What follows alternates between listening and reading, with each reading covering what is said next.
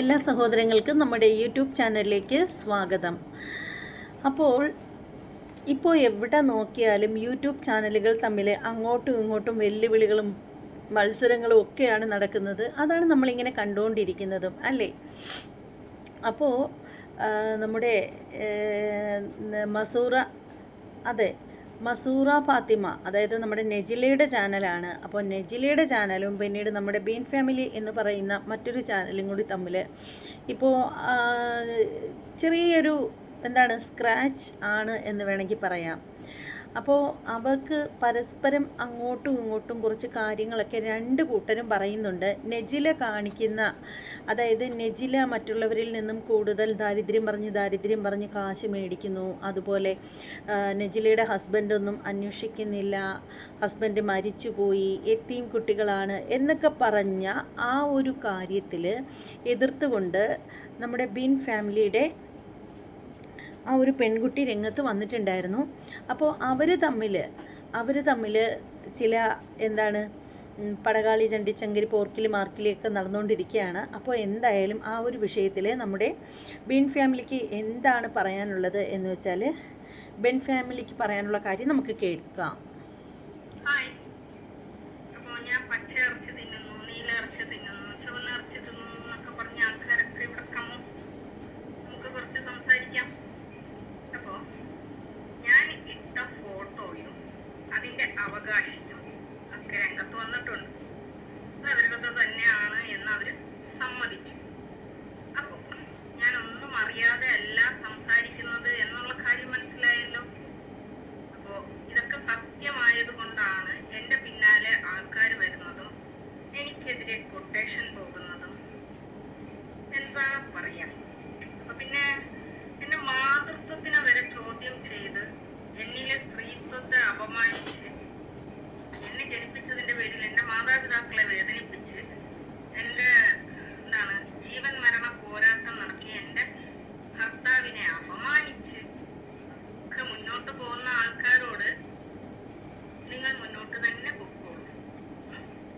അപ്പൊ ഇനി അടുത്തത് എന്താണ്? ഇതൊക്കെയും സത്യമാണ് എന്നുള്ളത് അവര് തന്നെ സമ്മതിച്ചു. അങ്ങനെയെങ്കിൽ ഇനി ഒരു ക്വസ്റ്റ്യൻ സോറി ഹായ്. അപ്പൊ ഇനി അടുത്തത് എന്താണ്? ഇതൊക്കെയും സത്യമാണ് എന്നുള്ളത് അവര് തന്നെ സമ്മതിച്ചു. അങ്ങനെയെങ്കിൽ ഇനി ഒരു ക്വസ്റ്റ്യൻ എന്താണെന്ന് വെച്ച് കഴിഞ്ഞാൽ, എന്തിനാണ് ഇവർ പൊതുജനത്തെ പറ്റിച്ചത്?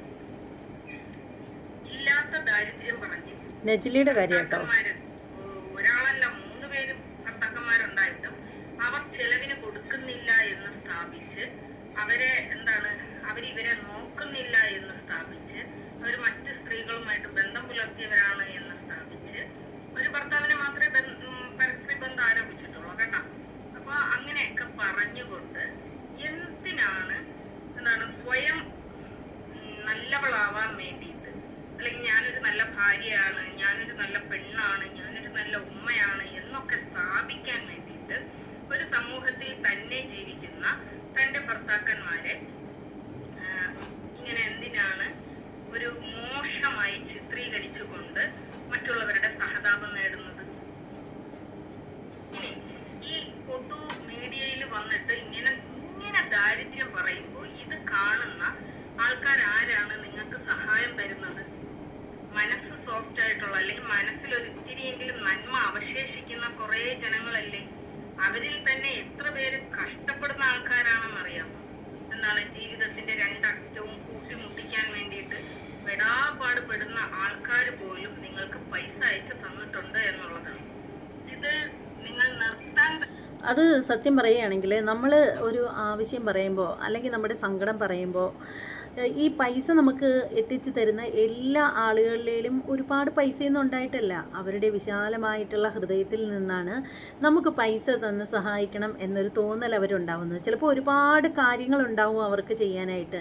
അതൊക്കെ മാറ്റി വെച്ചിട്ടായിരിക്കും അവർ നമ്മളെ പൈസ തന്ന് സഹായിക്കുന്നത്. അപ്പോൾ ബാക്കി കൂടി കേൾക്കാം, എന്നിട്ട് ഞാൻ പറയാം. എന്തുകൊണ്ടാണ് ഞാൻ ഇതിന്റെ പിന്നാലെ സംസാരിക്കാനുള്ള കാരണം എന്ന് പറഞ്ഞു കഴിഞ്ഞാൽ, നിങ്ങൾ അതിനെ നിർത്താൻ തയ്യാറല്ല. വീണ്ടും തെറ്റിൽ നിന്നും തെറ്റിലേക്ക്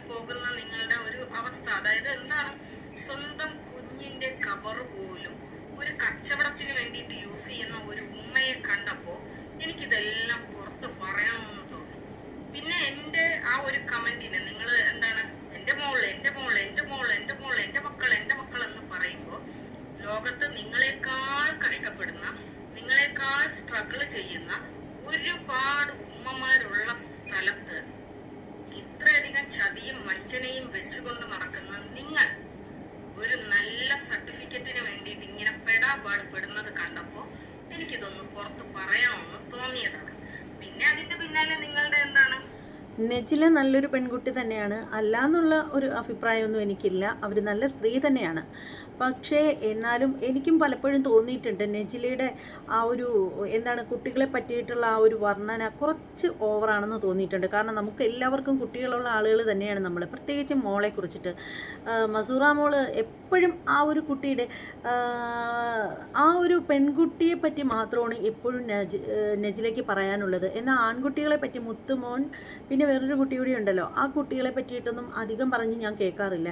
എപ്പോഴും പെൺകുഞ്ഞിനെയാണ് എപ്പോഴും ഇങ്ങനെ പുകഴ്ത്തിക്കൊണ്ടേയിരിക്കുന്നത്. എൻ്റെ മോളെ പോലൊരു പെൺകുട്ടി ലോകത്തില്ല, അല്ലെങ്കിൽ എൻ്റെ മോളെ എനിക്ക് കിട്ടിയത് എൻ്റെ ഭാഗ്യം. എല്ലാ അമ്മമാർക്കും അങ്ങനെ തന്നെയാണ് നെജിലെ. അവരവരുടെ കുട്ടികൾ, അത് പെണ്ണായാലും ആണായാലും അവരുടെ ഭാഗ്യം തന്നെയാണ്. കാരണം എല്ലാവരെയും ഈശ്വരൻ നമുക്ക് സമ്മാനിക്കുന്നത് മുത്തുകളാണ്. അതുകൊണ്ട് തന്നെ കുട്ടികളിൽ നമുക്ക് വ്യത്യാസമൊന്നുമില്ല. പക്ഷെ നെജില ഏത് നേരവും ആ പെൺകുഞ്ഞിനെ അടുത്തിരുത്തിക്കൊണ്ട് അതിനെ പറ്റിയിട്ട് ഓരോന്ന് പറഞ്ഞാണ് നെജില മറ്റുള്ളവരുടെ മനസ്സിലേക്ക് കയറാനായിട്ട് നോക്കുന്നത് എന്ന് എനിക്ക് പലപ്പോഴും തോന്നിയിട്ടുണ്ട്. അപ്പോൾ നെജിലയുടെ ഫാൻസൊക്കെ ഉണ്ടെങ്കിൽ ഇത് കേട്ടാൽ ഇഷ്ടപ്പെടില്ലായിരിക്കും. പക്ഷേ ഞാൻ എൻ്റെ മനസ്സിൽ തോന്നിയ കാര്യമാണ് കേട്ടോ പറഞ്ഞത്. ഒരു ജന്മവാസനയായ ഭീഷണിയും കൂടി ആയപ്പോൾ ഒരാവേശം തോന്നി. എന്തായാലും അത് കറക്റ്റായ പൊസിഷനിലാണ് പോയതെന്നുള്ളത് എന്നെ അന്വേഷിച്ച് എൻ്റെ നാട്ടിൽ ആള് വന്നപ്പോഴും എന്റെ മാതൃത്വത്തെ വരെ ചോദ്യം ചെയ്യാൻ കെൽപ്പുള്ള ഒരു ഗുണ്ടയെ നിങ്ങൾ രംഗത്തേക്ക് ഇറക്കിയപ്പോഴും എനിക്ക് മനസ്സിലായി. ഇനി എന്റെ കുഞ്ഞിന്റെ പിതൃത്വം തേടി വരുന്നവരോട് എനിക്ക് പറയാനുള്ളത്, നിങ്ങൾ ഇനി എങ്ങനെയൊക്കെ കിണഞ്ഞ് പരിശ്രമിച്ചാലും എന്റെ മക്കളുടെ ഉപ്പയായിട്ട് നിങ്ങൾക്ക് ഒരൊറ്റ ആളെയെ കാണാനായിട്ട് സാധിക്കും. സാഹചര്യത്തിനനുസരിച്ചിട്ട് ഉപ്പമാരെ മാറ്റി പറയാൻ ഞാൻ എന്റെ മക്കളെ പഠിപ്പിച്ചിട്ടില്ല. ഇനി മറ്റുള്ളവർക്ക് തോന്നാം ഞാൻ എന്തുകൊണ്ടാണ് അസുറ വ്ലോഗിനെ ചേർത്ത് നിർത്തുന്നത് മറ്റൊരു വ്ലോഗിനെ കുറിച്ച് നിരന്തരമായി, ഞാൻ ഒരു പുളിമുളകിനെ കുറിച്ച് നിരന്തരമായി പറയുന്നത് എന്തുകൊണ്ടായിരുന്നു. ഇവർ സ്വാഭാവികം, മറ്റുള്ളവർക്ക് തോന്നും അങ്ങനെ ഡൗട്ട്. പുളിമുളകും ഈ ഒരു ഉമ്മയും 3 പേരും നല്ല ബോണ്ടുള്ള സുഹൃത്തുക്കളായിരുന്നു. എന്നാൽ ഒരു വിശ്വാസത്തെ മുന്നിൽ നിർത്തിക്കൊണ്ട് പൊതുജനത്തെ ചൂഷണം ചെയ്യുന്നതാണ് എന്ന് മനസ്സിലായി കഴിഞ്ഞപ്പോൾ ഒരു വിശ്വാസിയായ ഒരു സ്ത്രീ അതിനെ ചൂണ്ടിക്കാണിച്ചു, മോളെ ആ ചെയ്യുന്നത് തെറ്റാണ്. എന്നാൽ ഈ നല്ല നന്മ മരം എന്ത് ചെയ്ത് എന്ന് വെച്ച് കഴിഞ്ഞാൽ സാരമില്ല, ഇത് നീ ആരോടും പറയണ്ട, അവരെ അങ്ങോട്ട് തട്ടി പുറത്തിട്ടാ മതി. അവരെ അങ്ങോട്ട് തട്ടി വെറുതെ പുറത്തിട്ടില്ല, ഇവരൊരു നല്ല സൈബർ അറ്റാക്കിന് അങ്ങോട്ട് ഇട്ടുകൊടുത്തു. അപ്പോഴും ഇവർ ചിന്തിച്ചില്ല അവരൊരു 3 അറ്റാക്ക് കഴിഞ്ഞ ഒരു സ്ത്രീയാണെന്ന്. ഒരു സൈബർ അറ്റാക്ക് ആ ഒരു സ്ത്രീക്ക് താങ്ങാൻ കഴിയുന്നതിലും അപ്പുറമായിരുന്നു. അവർ ശാരീരികമായും മാനസികമായും തളർന്ന് ആ വീട്ടിൽ എത്രയോ ദിവസം ഒരു ആഹാരം പോലും കഴിക്കാൻ കഴിയാതെ അവർ വെപ്രാളം കൊണ്ട് ജീവിച്ചു എന്നുള്ളത് അവരെ അടുത്തറിയുന്നവർക്ക് അറിയാം. അവരെ ശുശ്രൂഷിക്കാൻ വേണ്ടിയിട്ട് വന്നു നിൽക്കുന്ന അവരുടെ മകളെ കുറിച്ച്, അവരുടെ മകളുടെ ജീവിതത്തെ വലിച്ചിഴച്ച് തെരുവിൽ കൊണ്ടിട്ട് ചവിട്ടി മെതിച്ചവർ ഓർക്കണം, നിങ്ങൾ നന്മമരം കളിക്കുകയാണ് എന്നുള്ളത്. ആ ജീവിതത്തിനെ ബാധിക്കുന്ന ചില കാര്യങ്ങൾ നിങ്ങൾ ചെയ്യുന്നു എന്ന് ആ കുട്ടി ഒരു മെസ്സേജ് വഴി, ഒരു കമന്റ് വഴി നിങ്ങളെ അറിയിച്ചപ്പോഴും അതെടുത്ത് വെച്ച് റിയാക്ട് ചെയ്ത് വലിയ നന്മമരം കളിച്ചവരോട് എനിക്കൊന്നും പറയാനില്ല. ഇനി അതിനും മേലെയാണ് ഈ ഒരു കൂട്ടായ്മയെ അവർ ഭയക്കുന്നത്. അതായത് അസുറ വ്ലോഗിന്റെ ലൈവിനെ അവർ ഭയക്കുന്നു എന്നതിന്റെ വലിയ ഒരു ഉദാഹരണമാണ് ഞാൻ ടുഗദർ ലൈവിൽ കയറിയ സമയത്തുണ്ടായ ഒരു വലിയ ആക്രമണം. ആ ഒരു സമയത്ത് തന്നെ മറ്റൊരു ചാനലിൽ ഒരു വലിയ ഹൈപ്പ് കൊടുക്കാൻ വേണ്ടിയിട്ട് എന്തൊക്കെയോ നടത്തുന്നുണ്ട്. ഇതൊക്കെ പൊതുജനങ്ങൾ കാണുന്ന കാര്യമാണ്. സ്ഥിരമായി കാണുന്ന ഒരു ലൈവിൽ പെട്ടെന്നുണ്ടായ ഒരു ആക്രമണം കണ്ടാൽ മനസ്സിലാകാതിരിക്കാൻ വേണ്ടിയിട്ട് പൊതുജനങ്ങളൊന്നും മണ്ടരല്ല. പിന്നെ അത് എന്തുകൊണ്ട് എന്തിനെ ഹൈപ്പ് ചെയ്യാൻ വേണ്ടിയിട്ടാണ് ശ്രമിക്കുന്നത് എന്നുള്ളതൊക്കെ അതൊക്കെ പൊതുജനങ്ങൾക്ക് മനസ്സിലാകും. വീണ്ടും അടുത്ത കാര്യത്തിലോട്ട് വരാം. നിങ്ങൾ എന്തിനാണ് പാവപ്പെട്ട ഉമ്മ എന്നൊരു ഇമേജ് ക്രിയേറ്റ് ചെയ്തത്? ഈ 1.5 വർഷങ്ങൾക്ക് മുമ്പാണ് നിങ്ങൾക്ക് ഈ ഒരു സ്വർണം നിങ്ങൾക്കുള്ളത് എന്ന് നിങ്ങൾ സമ്മതിക്കുന്നു. അതായത് നിങ്ങൾ പാവപ്പെട്ട ഉമ്മയായി, ഒന്നുമില്ലാത്തൊരു ദരിദ്രയായി നിങ്ങൾ കാണിക്കുമ്പോൾ നിങ്ങൾക്ക് ഈ സ്വർണങ്ങളൊക്കെയും തന്നെ ഉണ്ട്. എന്നിട്ടും എന്തുകൊണ്ടാണ് നിങ്ങൾ ഒരു ദരിദ്രയായി, കുഞ്ഞുങ്ങൾക്ക് ഒരു നേരത്തെ ആഹാരം പോലും കൊടുക്കാൻ കഴിയാത്ത ഒരു ഉമ്മയായി നിങ്ങൾ പൊതുജനത്തിന്റെ മുമ്പിൽ വീടിന് വേണ്ടി യാചിച്ചു എന്ന് പറയുന്നുണ്ടെങ്കിലും നിങ്ങളുടെ മക്കൾക്ക് ഫുഡിനടക്കമുള്ള ക്യാഷ് ഈ ഒരു സോഷ്യൽ മീഡിയ വഴി കിട്ടിയിട്ടുണ്ട്. അതിന്റെ വോയിസും മറ്റുമൊക്കെ നിങ്ങൾ തന്നെ കോള് വിളിച്ച് ഇടയ്ക്കിടയ്ക്ക് പൊരുത്തം ചോദിക്കുന്നില്ലേ? അദ്ദേഹത്തിന്റെ കയ്യിലുണ്ട് എന്നാണ് അവകാശപ്പെടുന്നത്. അപ്പൊ ഈ ഒരു സ്വർണം അവരതാണ്. ആ സമയത്ത് ഈ സ്വർണമൊക്കെ ഇട്ടുകൊണ്ട് ഇവർ പോയത് ഫാമിലി കോർട്ടിലാണ്. അങ്ങനെയാണെങ്കിൽ ഈ ഒരു ഫാമിലി കോർട്ടിൽ ഹദിയ വാങ്ങാനാണോ പോയത് എന്ന ഒരു ചോദ്യം നിലനിൽക്കും. ഫാമിലി കോർട്ടിൽ നിങ്ങൾ എന്തിനാണ് പോയത്? നിങ്ങൾ മറ്റുള്ളവരെ ബോധിപ്പിക്കാൻ വേണ്ടിയിട്ട് ഒരുപാട് വീഡിയോകളിൽ നിങ്ങൾക്ക് നിങ്ങളുടെ മക്കൾക്ക് ആരും ചെലവിന് കൊടുക്കാനില്ലാത്ത മരണപ്പെട്ടു പോയ ഭർത്താവിന്റെ കുട്ടികൾ എന്ന ഒരു ഇമേജ് നിങ്ങൾ ഉണ്ടാക്കിയെടുക്കുന്ന സമയത്തും ഈ ഒരു ഉപ്പ, ഈ രണ്ടാമത്തെ കുട്ടിയുടെ ഉപ്പ നിങ്ങൾക്ക് ചെലവിന് തരുന്നുണ്ടായിരുന്നു. ആദ്യത്തെ കുട്ടിയുടെ ഉപ്പ ചെലവിന് തരുന്നുണ്ടോ ഇല്ലേ എന്നുള്ളതിനെ കുറിച്ച് വ്യക്തതയില്ല. അതും വഴിയെ നമുക്ക് അന്വേഷിച്ച് കണ്ടുപിടിച്ച് കൊണ്ടുവരാൻ പറ്റുന്ന കാര്യം തന്നെയാണ്. അപ്പൊ രണ്ടാമത്തെ കുഞ്ഞിന്റെ ഉപ്പ നിങ്ങളുടെ കുട്ടിക്ക് ചെലവിന് തരുന്നുണ്ടായിരുന്നു. അതും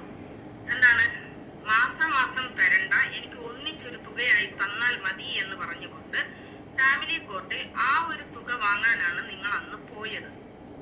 അങ്ങനെയെങ്കിൽ കുട്ടികൾക്ക് ചെലവിന് കിട്ടിയിട്ടും നിങ്ങൾ പൊതുജനത്തെ പറ്റിക്കുകയായിരുന്നില്ലേ? എന്തിനാണ് അങ്ങനെ പറ്റിക്കുന്നത്? പറ്റിച്ച് വീഡിയോ ഇടുന്നത് എന്തിനാണ്? പിന്നെ അതുപോലെ തന്നെ ഇത്രയും നാളും ഇല്ലാത്ത ഒരു സ്വർണ്ണ ഹദിയ, അതായത് മുമ്പ് എപ്പോഴോ കിട്ടിയ 2 വർഷങ്ങൾക്ക് മുമ്പ് കിട്ടിയ ഒരു സ്വർണ്ണ ഹദിയ ഇപ്പോ നിങ്ങൾ എന്തിനാണ് വീഡിയോയിൽ കാണിച്ചത്? അപ്പോ നിങ്ങൾ വീണ്ടും അടുത്ത ചൂഷണത്തിന്റെ മറ്റൊരു വെർഷൻ അല്ലേ കൊണ്ടുവരുന്നത്? അതായത് എന്റെ മക്കൾക്ക് ഒരുപാട് പേര് സ്വർണം ഹദിയ നൽകുന്നുണ്ട് എന്ന് പറഞ്ഞുകൊണ്ട് പ്രോത്സാഹിപ്പിക്കുകയാണ്. എനിക്കിങ്ങനെ കിട്ടുന്നുണ്ട്. പിന്നെ നിങ്ങൾ എപ്പോഴും പറയുന്ന ഒരു കാര്യമുണ്ട്, എനിക്ക് തരും, ഇനിയും ആൾക്കാർ എനിക്ക് തരും അൽഹംദുലില്ലാ എന്ന് പറയുമ്പോൾ നിങ്ങളൊരു കാര്യം ചിന്തിക്കണം. നിങ്ങൾക്ക് ആ ഒരു അവകാശങ്ങളൊക്കെ കിട്ടേണ്ടുന്ന സമയം കഴിഞ്ഞു.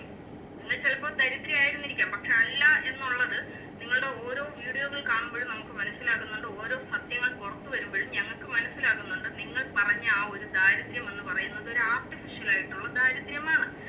അങ്ങനെയെങ്കിൽ നിങ്ങൾ ഇപ്പോൾ ഈ ഒരു സ്വർണ്ണ ഹദിയെ കുറിച്ച് ഇപ്പോൾ പറയുന്നത് എന്തിനാണ്?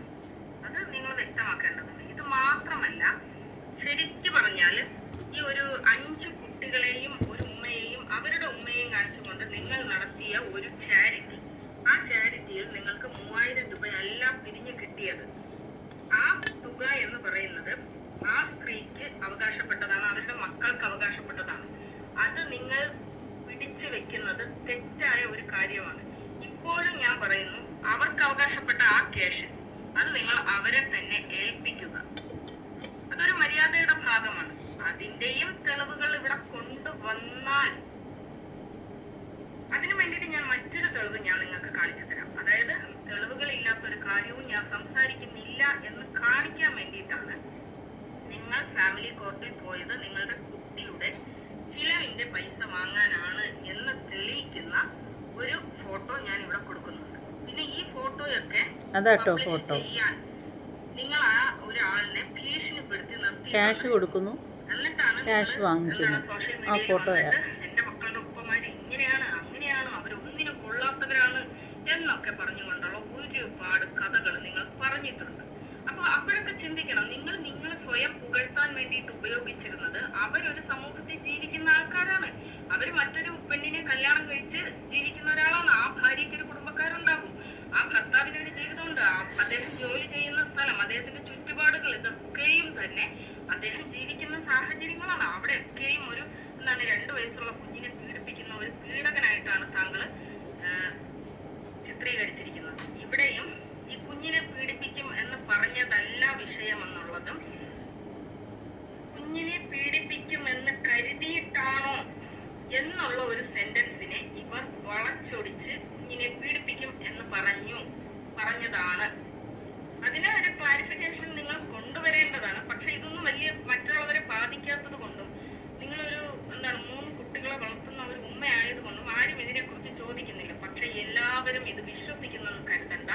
ഇതിന്റെയൊക്കെയും തെളിവുകൾ അറിയാവുന്ന ഒരുപാട് പേര് ചുറ്റിനും ഉണ്ടെന്ന് ഓർത്തിട്ട് വേണം വീഡിയോകൾ ചെയ്യാൻ വേണ്ടിയിട്ട്. പിന്നെ ഇനിയും മുന്നോട്ട് ചാരിറ്റികളൊക്കെ നടത്താൻ വേണ്ടിയിട്ട് തയ്യാറെടുക്കുന്ന താങ്കൾക്ക് അഭിവാദ്യങ്ങൾ. ഇനി നമ്മുടെ ചപ്പുചവറിലോട്ട് വരാം. അപ്പോൾ എന്തായാലും ഇത് നെജിലയെ കുറിച്ചിട്ടാണ് കേട്ടോ ഈ ഒരു സംസാരം എന്ന് വെച്ചാൽ. അപ്പോൾ എനിക്ക് ഒരു കാര്യം എൻ്റെ ഒരു പേഴ്സണൽ അഭിപ്രായമായിട്ട് പറയാനുള്ളതെന്ന് വെച്ചാൽ, നെജിലയോട് നമ്മൾ അർഹിക്കുന്നത് മാത്രമേ നമ്മൾ മറ്റുള്ളവരിൽ നിന്നും സ്വീകരിക്കാവൂ. നമുക്ക് തരാൻ വേണ്ടിയിട്ട് 100,000 പേരുണ്ടാവും. അത് അറിഞ്ഞ് തരികയാണെങ്കിൽ നമ്മൾ മേടിക്കുന്നതിൽ തെറ്റില്ല എന്ന് തന്നെയാണ് ഞാൻ പറയുന്നത്. എന്ന് കരുതിയിട്ട് ഞാൻ യൂട്യൂബിൽ വന്നിട്ട് ഓരോന്നും പറഞ്ഞ് ആരെയും പൈസ മേടിക്കുന്ന ഒരാളല്ല. അങ്ങനെ മേടിക്കുന്നതിൽ കുഴപ്പമില്ല. നമുക്ക് പ്രിയപ്പെട്ടവരാരെങ്കിലും ഹോസ്പിറ്റലിലായി, നമുക്ക് ചികിത്സിക്കാൻ പൈസയില്ല, അവരുടെ ജീവൻ നിലനിർത്താൻ നിവൃത്തിയില്ലാത്ത ഒരു സാഹചര്യമാണ് നമ്മുടെ മുന്നിലുള്ളതെങ്കിൽ തീർച്ചയായും നമ്മളെ സ്നേഹിക്കുന്നവരോട് അല്ലെങ്കിൽ നമ്മുടെ സമൂഹത്തിന് മുന്നിലേക്ക് നമുക്ക് കൈനീട്ടാം. അതിലൊരു കുഴപ്പമില്ല. കാരണം അതുവഴി നമുക്ക് ഒരു ജീവൻ രക്ഷിക്കാൻ വേണ്ടിയിട്ടല്ലേ. അത് ചെയ്യുന്നതിൽ ഒരു തെറ്റുമില്ല. അതിലൊക്കെ ഞാൻ അങ്ങനെ നിൽക്കുന്നവരുടെ ഒപ്പം തന്നെയാണ്. പക്ഷേ അത് അല്ലാത്ത പക്ഷം നമ്മുടെ ഇപ്പോൾ പുള്ളിക്കാരത്തിയുടെ വീടിൻ്റെ പണിക്ക് വേണ്ടിയിട്ട് സഹായങ്ങളൊക്കെ ചോദിച്ചു. ആളുകൾ, നല്ല മനസ്സുള്ള ആളുകൾ കൊടുത്തു. അതിൽ കാശുള്ളവരും കാണും, കാശില്ലാത്തവരും കാണും. ഒരു നേരത്തെ ആഹാരം കഷ്ടിച്ച് കഴിക്കാൻ നിവൃത്തിയുള്ളവരും ആ ഒരു പൊടി പിഞ്ച് മക്കളെ ഓർത്തിട്ട് പൈസ കൊടുത്ത് സഹായിച്ചവരും ഒക്കെ ഉണ്ടാവും. ഇല്ലെന്നൊന്നും പറയുന്നില്ല. അപ്പോൾ വീടായി. ഒരു മനുഷ്യന് ഏറ്റവും അത്യാവശ്യം എന്ന് പറഞ്ഞാൽ വീടാണ്. അപ്പോൾ വീട് കിട്ടി പുള്ളിക്കാരത്തേക്ക്. പിന്നെ അത് കിട്ടിക്കഴിഞ്ഞിട്ട് വീണ്ടും വീണ്ടും ഓരോരുത്തർ സഹായിക്കാനായിട്ടിരിക്കുമ്പോൾ അത് എല്ലാം മേടിക്കുന്നതിൽ നമുക്കൊരു ഔചിത്യം വേണ്ടേ? അപ്പം നമുക്ക് വേണമെങ്കിൽ സ്നേഹമായിട്ട് പറയാലോ. അന്തസ്സുള്ളവർ ചെയ്യേണ്ടത് അതാണ്. നമുക്ക് കിട്ടി, മതി, ഇപ്പോൾ എനിക്ക് വീടായി, കുഞ്ഞുങ്ങൾക്ക് കിടക്കാനൊരു കൂരയായി, എന്തായാലും ചോർന്നൊലിക്കില്ല. ഇനി എൻ്റെ രീതിയിൽ, എന്നെക്കൊണ്ട് പറ്റുന്ന രീതിയിൽ ഞാൻ എൻ്റെ കുഞ്ഞുങ്ങളെ വളർത്തിക്കോളാം. ഇനി ഇതുപോലെ അർഹിക്കുന്ന ആർക്കെങ്കിലും കൊടുത്തോളൂ. ഇനി നിങ്ങൾക്ക് എനിക്ക് തരാൻ, അല്ലെങ്കിൽ എനിക്ക് എന്തെങ്കിലും ഇനി തരാൻ നിങ്ങൾ ആഗ്രഹിക്കുന്നുണ്ടെങ്കിൽ അത് ഇനി വളരെയധികം കഷ്ടപ്പെടുന്ന മറ്റാർക്കെങ്കിലും കൊടുത്ത് സഹായിക്കൂ എന്ന് പറയുന്നതിനാണ് അന്തസ്സ് കേട്ടോ. അങ്ങനെ പറയുന്നതിനാണ് അന്തസ്സ്. അല്ലാതെ നമുക്ക് തരാനായിട്ട് ആരെങ്കിലുമൊക്കെ ഉണ്ടെന്നും പറഞ്ഞിട്ട് തരുന്നതെല്ലാം ഇങ്ങ് മേടിച്ച് ഒക്കത്ത് വയ്ക്കുന്നതിനോട് എനിക്ക് യാതൊരുവിധ യോജിപ്പുമില്ല. പിന്നെ മനസ്സറിഞ്ഞ് തരികയാണെങ്കിൽ പേടിക്കേണ്ടെന്നൊന്നും ഞാൻ പറയുന്നില്ല. മനസ്സറിഞ്ഞ് നമ്മുടെ കഷ്ടപ്പാടുകളൊക്കെ അറിഞ്ഞ്, അല്ലെങ്കിൽ നമ്മളോട് സ്നേഹം തോന്നിയിട്ട്, ഒരു പ്രത്യേക സ്നേഹം തോന്നിയിട്ട് ആരെങ്കിലും നമ്മളെ ഹെൽപ്പ് ചെയ്യാനായിട്ട് അല്ലെങ്കിൽ ഒരു ഗിഫ്റ്റ് തരികയാണെങ്കിൽ അത് മേടിക്കുന്നതിലൊന്നും ഒരു തെറ്റുമില്ല. പക്ഷേ നമ്മുടെ ദാരിദ്ര്യങ്ങൾ വീണ്ടും വീണ്ടും വീണ്ടും ഇങ്ങനെ പറഞ്ഞുകൊണ്ടേ ഇരുന്ന് മേടിക്കുന്നതിനോട് ഒരു താല്പര്യമില്ല. ഇപ്പോൾ നെജിലയുടെ കുട്ടികളെ കണ്ടിട്ട് അവരുടെ ഉള്ള ഒരു സന്തോഷം കൊണ്ടിട്ട് അവർക്ക് കുറച്ച് ഗിഫ്റ്റ് അയച്ചു തരികയാണെങ്കിൽ അത് മേടിക്കേണ്ടെന്ന് ഞാൻ പറയുന്നില്ല.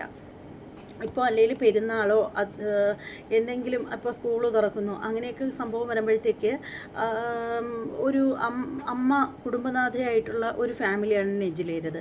അപ്പോൾ ആരെങ്കിലും കുറച്ച് പൈസ അയച്ചു തന്നിട്ട് കുഞ്ഞുങ്ങൾക്ക് എന്തെങ്കിലും മേടിച്ചോ എന്ന് പറയുന്നതിൽ, നെജില മേടിക്കുന്നതിലും ഒരു തെറ്റും പറയാനില്ല. പക്ഷേ അതല്ലാതെ നിരന്തരം വന്നിരുന്ന ദാരിദ്ര്യം പറഞ്ഞ് മേടിക്കുന്നതിനോട് ഒട്ടും താല്പര്യമില്ല. പിന്നെ ഈ പറയുന്നത് പോലെ നമ്മുടെ ബെൻ ഫാമിലിയിലുള്ള സഹോദരി പറഞ്ഞത് എന്താണെന്ന് വെച്ചാൽ, നജിലയുടെ ഒരു ഹസ്ബൻഡ് കോടതി വഴി പൈസയൊക്കെ കൊടുക്കുന്നുണ്ട് എന്നാണ് പറഞ്ഞത്. അങ്ങനെ നമ്മൾ ഒരാളിൽ നിന്ന്, കുട്ടികളുടെ അച്ഛനിൽ നിന്ന് പൈസ നമ്മൾ മേടിക്കുന്നുണ്ടെങ്കിൽ പിന്നെ നാട്ടുകാരെ പൈസ മേടിക്കേണ്ട കാര്യമില്ലല്ലോ. എപ്പോഴും പറയുന്നുണ്ടല്ലോ റബ്ബറും പാൽ എടുക്കാൻ പോകുന്നതിൻ്റെ കഥ. പിന്നീട് യൂട്യൂബിൽ നിന്ന് വരുമാനം കിട്ടി തുടങ്ങി നെജിലയ്ക്ക്. അപ്പോൾ തന്നെ ഇനിയിപ്പോൾ നെജില റബ്ബർ വെട്ടാൻ പോയില്ലെങ്കിൽ പോലും യൂട്യൂബ് ചാനൽ നല്ല രീതിയിൽ കൊണ്ടുപോയി നല്ല കണ്ടൻറ്റുകളൊക്കെ ഇട്ട് പോവുകയാണെങ്കിൽ തീർച്ചയായും നെജിലയ്ക്കും കുട്ടികൾക്കും നല്ല നല്ല രീതിയിൽ അടിച്ച് പൊളിച്ച് ജീവിക്കാനുള്ള പൈസ അതിൽ നിന്നും കിട്ടും എന്നുള്ള കാര്യത്തിൽ ഒരു കുട്ടി യൂട്യൂബറായ എനിക്കറിയാൻ സാധിക്കും. ഇപ്പോൾ എനിക്ക് വരുന്ന വ്യൂസും നെജിലയ്ക്ക് വരുന്ന വ്യൂസും തമ്മിലും സബ്സ്ക്രൈബർ തമ്മിലും വളരെ വ്യത്യാസമുണ്ട്. അപ്പോൾ എനിക്ക് കിട്ടുന്ന സാലറി എന്താണെന്ന് എനിക്കറിയാം. അപ്പോൾ അത് വെച്ചിട്ട് നമുക്ക് ചിന്തിക്കാൻ പറ്റും നെജിലയ്ക്ക് എത്ര രൂപ ഏകദേശത്തെ കാര്യമാണ് പറയുന്നത്, ഏകദേശം എത്ര രൂപയോളം ഒരു മാസം കിട്ടും എന്നുള്ള കാര്യം. അപ്പോൾ അങ്ങനെ വെച്ച് വരുമ്പോഴത്തേക്ക് നെജില ഇങ്ങനെ ആരെയും കയ്യിൽ നിന്ന് ഇങ്ങനെ ചോദിച്ച് മേടിക്കേണ്ട, അല്ലെങ്കിൽ ദാരിദ്ര്യം പറഞ്ഞിട്ട് അതിൻ്റെ കൂടെയുള്ളൊരു സിമ്പതിയിൽ മറ്റുള്ളവർ സഹായിക്കുന്നത് മേടിക്കേണ്ട ഒരു കാര്യമില്ല. ഈ യൂട്യൂബ് വരുമാനം മാത്രം മതി ആടിപ്പാടി സുഭിക്ഷമായിട്ട് നിങ്ങൾക്ക് ജീവിച്ച് പോകാനായിട്ട്. ഇനി തരുന്നവരോട് നിങ്ങൾ പറയൂ, മതി, എന്തായാലും ഇത്രയും സഹായിച്ചതിന് വളരെ നന്ദി. ഇനി നിങ്ങൾ ഏതെങ്കിലും സാമ്പത്തികമില്ലാത്ത അല്ലെങ്കിൽ എന്തെങ്കിലും രോഗം കൊണ്ട് വലയുന്ന ആർക്കെങ്കിലും സഹായം കൊടുക്കൂ എന്ന് പറയുന്നതാണ് കേട്ടോ അന്തസ്. പിന്നെ നെജില ചാരിറ്റിയൊക്കെ തുടങ്ങി എന്നൊക്കെ പറയുന്നത് കേട്ടു. ഞാൻ അന്തം വിട്ടുപോയി. ഈ ചാരിറ്റിയൊക്കെ തുടങ്ങാൻ വേണ്ടിയിട്ട് വല്ലതും നെജിലയുടെ കയ്യിൽ ഉണ്ടോ? സത്യം പറഞ്ഞാൽ അതൊക്കെ ഒരിത്തിരി എനിക്ക് തോന്നുന്നത് ഈ പണ്ടരണ്ട് പറയുന്ന ഒരു ചൊല്ലുണ്ടല്ലോ, അല്പന് അർത്ഥം കിട്ടിയാൽ അർദ്ധരാത്രിക്ക് കുട പിടിക്കുന്ന ഒരു ചൊല്ലുണ്ടല്ലോ, അതാണ് എനിക്ക് തോന്നുന്നത് നെജിലയുടെ ചാരിറ്റി കണ്ടിട്ട്. കാര്യം എന്ന് വെച്ചാൽ നെജില പോലും മറ്റുള്ളവരെ ആശ്രയിച്ചാണ് ജീവിക്കുന്നത്. എന്നിട്ട് ചാരിറ്റി നടത്തേണ്ട ആവശ്യം എന്താണ്? ഇനി നെജിലയ്ക്ക് ആർക്കെങ്കിലും ഒന്ന് സഹായിക്കാനുണ്ടെന്നുണ്ടെങ്കിൽ, വയ്യാണ്ട് കിടക്കുന്ന ആരെങ്കിലുമൊക്കെ ഉണ്ടെങ്കിൽ, അവർക്ക് ഇപ്പോൾ സുഖമില്ലാതെ ഒരു കിടക്കുന്ന പേഷ്യൻസൊക്കെ ഉണ്ടെങ്കിൽ അവർക്ക് കുറച്ച് ഡൈപ്പർ മേടിച്ച് കൊടുക്കുന്നതൊക്കെ വളരെ ആശ്വാസകരമായ കാര്യമാണ്. അല്ലെങ്കിൽ എന്തെങ്കിലും അതുപോലെയൊക്കെയുള്ള എന്തെങ്കിലുമൊക്കെ ചെറിയ ചെറിയ സഹായങ്ങൾ, അത് നമ്മളെ കയ്യിൽ പൈസ കിട്ടുമ്പോൾ 10,000, 1,000, 2,000 രൂപ എടുത്തിട്ട് അതിലുള്ളത് കൊടുക്കുകയാണെങ്കിൽ കുഴപ്പമില്ല. അത് വല്ലപ്പോഴൊക്കെ ചെയ്യുന്നതിൽ കുഴപ്പമില്ല. ഇത് നെജിലയ്ക്ക് തന്നെ നാട്ടുകാരെ കയ്യിൽ നിന്ന് പൈസയും മേടിച്ചിട്ട് നെജില ചാരിറ്റി നടത്തുന്നതിൽ എന്തായാലും ഇത്രയൊക്കെ എനിക്ക് പറയാനുള്ളൂ. ഈ ഒരു വീഡിയോ കണ്ടിട്ട് നിങ്ങളുടെ അഭിപ്രായമൊക്കെ എന്താണെന്ന് വെച്ചാൽ കമൻറ്റ് ചെയ്തോളൂ.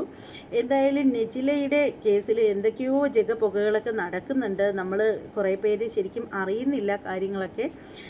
അപ്പോൾ എന്തായാലും ഇനി നിങ്ങളിലേക്ക് അറിയുന്ന കാര്യങ്ങളും അറിയാത്ത കാര്യങ്ങളുമായ കുറേ കാര്യങ്ങളൊക്കെ നിങ്ങളിലേക്ക് എത്താനുണ്ട്. അപ്പോൾ അത്തരത്തിലുള്ള വീഡിയോകളൊക്കെ ആയിട്ട് ഞാൻ വരാം. എന്തായാലും ഇപ്പോൾ ഇത്രയേ ഉള്ളൂ. നമ്മുടെ ചാനലിൽ സബ്സ്ക്രൈബ് ചെയ്യാത്ത സഹോദരങ്ങളൊക്കെ ഉണ്ടെങ്കിൽ ഒന്ന് സബ്സ്ക്രൈബ് ചെയ്തോളൂ. ബെല്ലൈക്കൻ കൂടി പ്രസ് ചെയ്യാനും മറക്കരുത്. ഇനി മറ്റൊരു വീഡിയോ ആയിട്ട് വരുന്നത് വരെ എല്ലാവർക്കും ബൈ.